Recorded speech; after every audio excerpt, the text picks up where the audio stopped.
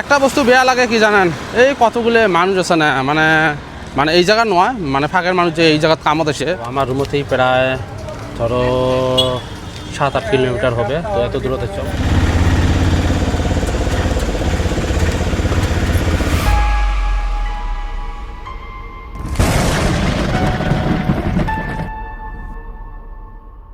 Hello guys, welcome back to my new blog. तो guys मुई आছো রেডিলস বাজারত। তো আমার রুমতেই প্রায় ধরো 7-8 কিলোমিটার হবে, তো এত দূরত্ব চল। মুই মানে দুইটা কাপড় কিনবার জন্য আসছো, তো কাপড় কেনা হল আর মুই টেম্পুত বসি আছো এলাজার মুই রুমত। তো জায়গাটা যদি দেখেন তোমরা, এই ধরনের জায়গা। তো এই জায়গাটা থেকে মুই যাই মানে এই মুহূর্তত মানে রুমত যাই। তো প্রায় লাগভাগ লাগবে মোটামুটি আধা ঘন্টার বেশি। আর ভাড়া কত নিবে ওটাই তোমার পরে কয়া দিন। তো ভিডিওটা শেষ করে দেখেন অবশ্যই, গেতে গেতে কী কী হয় না হয় সব কিছু দেখাবেন এই ভিডিও। আর মুই বর্তমান বানিয়েছি পাবলিক কলেজত ভিডিও, আমার কোনো অসুবিধা নেই। আর তোমার যদি কারো অসুবিধা হয় অবশ্যই কমেন্ট করে জানাবেন। পাবলিক কলেজত ভিডিও বানালে কী কী অসুবিধা হয় না হয় বোঝেনি কতটা। তো ভিডিওটা শেষ করুন, তো অবশ্যই দেখবেন।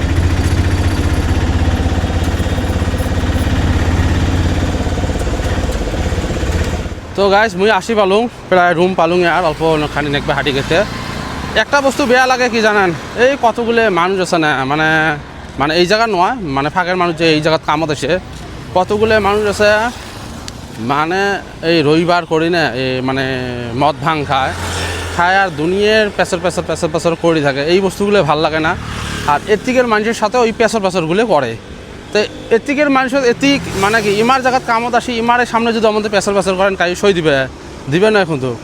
তো এই ধরনের বস্তুগুলো বাইরের মানুষগুলো যেটা কিসের জন্য করে মুই এই বস্তুটা বুঝবে পারলাম না, আইসবদলা বুঝতে পারলাম না, বুঝছেন না কথাটা। তো মোক এই বস্তুগুলো সেই বেয়া লাগে। আর যাই যে মোর যদি এই ভিডিওটা কাউ দেখেন, যদি ফাঁকের মানুষ দেখেন, তোমরা যদি ড্রিঙ্ক বা মদ ভাঙ যদি খাওয়ার ইচ্ছে থাকে তোমরা রুমত নিয়ে আসি খাবেন। তাও বাইরে এই ধরনের খেয়া দেয়া মানে দুর্নাম করাটা ভাল নয়। মানে তাল বেতাল মানে ইমরাও ধর রাগ হল মিশো মহামারী একটা হয়ে যায়।